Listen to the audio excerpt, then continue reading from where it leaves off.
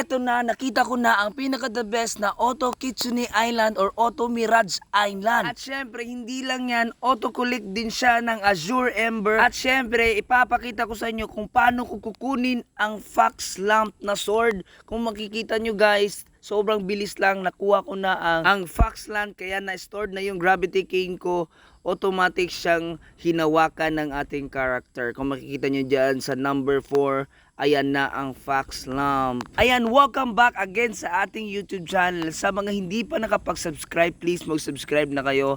Kasi eto na, ipapakita ko na sa inyo ang step by steps kung paano ko siya ginawa. So ngayon guys, kung hindi pa kayo nakapag-download ng Delta, ilalagay ko po yung link sa baba kung paano ko dinownload yung Delta Executor at paano maglagay rin ng script. Pag napanood nyo na po ang video na sinasabi ko kanina, open nyo lang tong Chrome na to and then isa-search po natin ang Kitsune Island script. Bale, dito po natin makukuha yung script na gagamitin natin para mag-auto Kitsune Island or auto Mirage Island kung gusto nyo pong magpa V4. I mean V4, Bisaya talaga no. Bale, yung pinakaunang lalabas, yan po yung i-click natin, yung script blocks. Yan po yung gagamitin natin. And then, scroll down ka lang hanggang mayroon kang makikita ang ganito. I-X mo lang yan. And then, meron kang makikita na copy script. Bale, yan po yung script na ilalagay natin sa Delta Executor na sinasabi ko kanina na dapat yung mapanood na video na yon kasi mahaba po yon. Kaya nire-recommend ko talaga na panoorin nyo po. Yan po yung nasa popular videos ko po, yung how to install Delta Executor. Ayan po, yan po yung sinasabi ko. Panoorin nyo po. Kasi for sure, hindi nyo po maiintindihan to kung hindi nyo po napanood yun. So start na tayo. So kailangan lang natin mag-server hop hanggang makakita tayo ng full moon. Kasi makikita nyo naman dito sa C ng ating OMG Hub Black Fruit, makikita nyo po na meron pong 100%. Pag ni-click po natin yung execute, ganito po yung lalabas and then punta lang po kayo sa C na tab and then makikita nyo po dyan full moon 100%. Ibig sabihin yan na po yung hinahanap natin. And then pag ni-click po natin tong Oto Kitsune Island, automatic na po siyang bibili ng boat niya at tatakbo na agad yung boat na binili natin. At kahit na umaga guys, kung makikita nyo dito na full moon 100%, kailangan nyo na pong i-click yung Oto Kitsune Island para makabili na agad siya ng ng boat. And then mag-i-standby lang po kayo dito sa Extreme 4 na location hanggang gumabi siya, tsaka nyo po i-click ulit yung Oto Island. Kagaya ng ginawa ko ngayon. As you can see guys, nag-standby lang ako dito sa extreme location level number 4 and nagno-notif na the light of full moon clouds. Magsisimula na daw talaga. So kaya kung ni-click ulit yung Oto Kitsune Island. So ganun po ang yung sekreto para mas mabilis nyo pong makapuntahan yung Kitsune Island.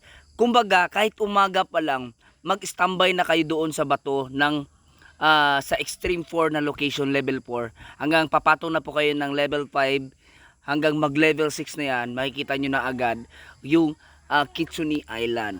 It's either Kitsune Island or Mirage Island. Kumbaga naman ito guys, hindi pwedeng dalawa ang lilitaw. Bali pwedeng Mirage Island, pwede ring ayan, nakita nyo na, pwede ring ito Kitsune Island. Nakita nyo na Mysterious Shrine has yan. And then mag-automatic activate yan. Siyempre bibigyan ka na agad ng tatlong Azure Ember. Ayan. And then pwede na natin i-collect. So click lang po natin tong collect and then ayan, siyempre i-off na natin yung Oto Kitsune Island kasi nandyan na tayo. Auto-collect lang tayo guys. And then makikita nyo dito hanggang 5 minutes lang to guys. So meron ka lang 5 minutes na mag-collect ng mga Azure Ember. So ang gagawin lang po natin is antayin lang natin na automatic siyang magko-collect no. Yan, palakad-lakad ka lang. Automatic yan ko-collect guys. So ang ginawa ko para makuha ko yung ating sword, yung Fox Lamp sword, ang ginawa ko po noon is dinamihan ko po yung Azure Ember. Kumbaga, pwede ka namang mag-random agad, mag-trade agad diyan sa may bato na yan. Pwede kayong mag-trade agad kung meron lang kayong 6 na Azure Ember. Pero i-mind po natin, pag maliit lang po yung offer nyo, mas maliit po yung chance na makakuha kayo ng mas magandang item. Pero hindi ibig sabihin, pag malaki din, mas marami yung Azure Ember na nakukuha mo, is is hindi na siya pumalya. Meron pa rin chance na papalya siya. Pero pag mas marami yung ina-stack mo na Azure Ember, mas maganda yung makukuha mo. Kagaya na lang ng ginagawa ko is kailangan talaga ang ginagawa ko, aabot siya ng 25 na Azure Ember or at least mga 20 plus na Azure Ember. Ayan, tsaka ko siya iti-trade. So, yan yung ginagawa ko. So, kaya ko yung nakuha, yung ating Fox Lamp. Kung makikita nyo dito, 16 pa lang. So, inaantay ko pa talaga siyang mag-25. Okay, 25. So, 25 yung inaantay ko dyan, guys. And then, of course, antay-antay ka lang kasi makikita nyo naman may time left na nakalagay sa taas. 3 minutes pa lang. Bali, ang gusto ko mangyari is isang beses lang tayong at maganda na agad yung makukuha natin. Bali dito guys, pwede po kayo makakuha ng permanent kitsune. And of course, kitsune lang, hindi permanent. Pwede po kayo makakuha nun. At yung mga item na yung mga accessories na pwede nyo po makuha dito. At yung pinaka-the best is yung sword agad. No? So yun yung makukuha nyo. Bali, wag ka munang yung technique ko naman, kung gagayahin nyo, ayaw ko munang mag-trade agad dyan sa may bato na yan ng kitsune. Hanggat mas marami pang time and hindi ko pa nakukuha yung 25. So ayan guys, papakita ko sa inyo guys yung 25. As you can see guys, andyan na 24 na yung Azure Ember natin. Of course, ayan. Isa na lang yung kulang. Bali antay lang tayo na mag 25 na siya. Bali nakalipad ako dyan pero pwede nating ipababayan mamaya. And then antay-antay lang tayo ng onte, no? 2 minutes pa naman hanggang makuha natin yung gusto natin. Ayan, bababa na tayo kasi isa na lang yung kulang. Ayan, nakuha na natin yung isa and then meron na tayong 25, no? 25. So baba natin. And then punta na tayo dyan sa baba. And then ayan, i-click na natin yan ng long press and then submit natin. Boom! Ayan, na-store na yung gravity cane natin. Napalitan na siya ng Fox Lamp. Ayan, makikita nyo yung Fox Lamp guys Ayan. Ayan, kung makikita nyo guys. Ayan, wala pa yung skills. Hanggang matapos yan. Ayan, hanggang matapos yung 1 minute na yan. Bali pag natapos na po yung time left na 1 minute na yan guys, pwede na po kayong umalis dyan sa Kitsune Island kasi hindi na po kayo mabibigyan ng Azure Ember niyan. Bali maghanap na po kayo ulit ng panibagong Azure Ember, Kitsune Island or mag-server hop. Baka meron po dito hindi alam yung ano yung server hop. Pupunta po kayo sa iba't ibang server hanggang makakita po kayo ng full moon, no? So ayun po yung nangyayari. So bali meron tayong 51 seconds. And then ipapakita ko naman sa inyo pag maliit lang yung maliit lang yung Azure Ember at saka kumbaga tiniraid mo. Makikita nyo 37 seconds, 35, 34 at iti-trade ko yan. Meron akong mga dyan, maliit lang yan, sobrang liit lang. Ayan, meron pa akong nakuha konti. Ayan, 27 seconds. Bali nasa lang ata yan, nasa 10 pieces na Azure Ember. Kasi tapos na tayong makakuha ng Fox Lamp. And then submit na natin. Ayan, kung makikita nyo, earn 250 fragments lang. So, ganun po mangyayari pag maliit lang po yung yung Azure Ember. Mas maganda talaga pag mas marami, mas malaki yung chance. Pero hindi ibig sabihin na hindi siya papalya. Papalya pa rin siya guys. So, ayan, nag 0-0 na. Pwede na po tayong umalis. The blue moon fades away. So, pwede na po tayong umalis dyan sa server na yan. And then, maghahanap na po tayo ng another Kitsune. So madali lang mag-server hop dito guys. Sa script na to. Click lang po natin yung plus na yan. Ayan. Kailangan na po natin mag-server hop. Punta po tayo sa fruit. Makikita kayong fruit diyan. Meron pong hop when no fruits. Ayan. Hop when no fruits. Pag ni-click po natin yan, mag-server hop agad yan at maghahanap ng another server. Pero hindi ibig sabihin 100% agad yun 100% na full moon. So makikita nyo dito, nag-server hop na ako.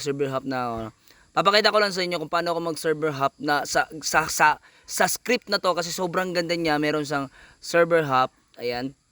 So mag-server hop tayo, no. Ganyan po yung technique natin. Ayan, antayin lang po natin and then Babagal talaga yan. Maybe sa internet ko. Ayan. So ngayon, ayan, andyan na yung fox lamp natin. Hawakan na natin. So ang gagawin natin is, ayan, execute natin yung B. B yung tinitle ko sa kanya. Ayan. But OMG hub yung tawag yan. Kung makikita nyo dito, click po natin agad yung C. And then makikita nyo dito, 100% na naman yung nakuha natin na full moon. So ang gagawin po natin, click agad natin yung Auto Kitsune. And then, ayan, bibili agad siya ng panibagong bangka at aandar na yung bangka na yan, papunta na yan sa island. Balik itong ganito guys, kasi hindi ito umaga, gabi to. Hindi malaki yung chance ng pagkakita natin sa mga ganyan island, Kitsune Island o Mirage Island. Hindi malaki yung chance. Mas maganda talaga, umaga pa lang, nag-antay ka na doon. So bali, ito gabi na. So ang gagawin natin, itatry lang natin guys. So ayan guys, nandito na naman ako at pero na naman ako nakuha na 25 and iti-trade natin. Kaya nga sinasabi ko sa inyo, hindi ibig sabihin na hindi papalya yung 25. Pero mas malaki yung chance na makuha natin yung the best na trade dito sa Kitsune. Pero yan, papakita ko lang sa inyo kung anong resulta neto na kahit 25 lang din siya. No? Hindi ibig sabihin hindi siya papalya. So time left natin dito is 0.1 minute. So bale, meron na tayong 25. I-trade na natin agad yan. Trade na natin yan. Okay, so 25. Parang hindi na siya namimigay kaya trade na natin to. Trade na natin. Boom! Hindi pa. Masyado tayong excited. Submit. Boom! Ayun. Earned 750 only. So, ayan, yan yung sinasabi ko guys na hindi ibig sabihin na mas marami yung inano mo is hindi siya papalya. Pero mas maganda pag marami yung iti-trade mo. Yung 25, mga ganon. 20 plus, ayan, mga ganon. So, mas marami. So, Blue Moon is now beginning to fade. Ayan, mawawala na yan. Trade ulit tayo. But, syempre, hindi na siya hindi na siya papayag sa offer natin kasi malit lang yung Azure Ember. Bali, ang alam ko dito, nasa 6 pataas yung pwedeng i-offer mo. So, dito ata, parang hindi ata abot yung ano natin dyan.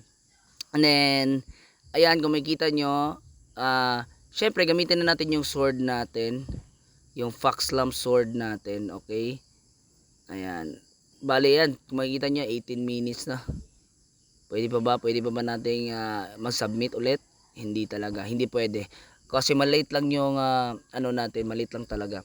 So gamitin natin yung fox lamp natin. Bali ito guys, naano ko na to, na nalagyan ko na to ng skills, napalevel ko na to bago ko siya pinunta dito. Ayan. So, the blue moon fades away. Ayan, papakita ko sa inyo kung gaano siya kasarap. Gaano kasarap tong sword na to. Ayan o. Alright. So, ayun. Bali, pang combo natin to. Pang combo. Maganda guys. Sobrang ganda. Nakita ko sa YouTube. Maganda talaga ang combo na ito. Ayan o. Ayan o. Ayan o. Meron pa, ito pa isa. Ang lupit tignan, napakalupit tignan guys. So yan, see you guys sa next video natin. Maraming salamat.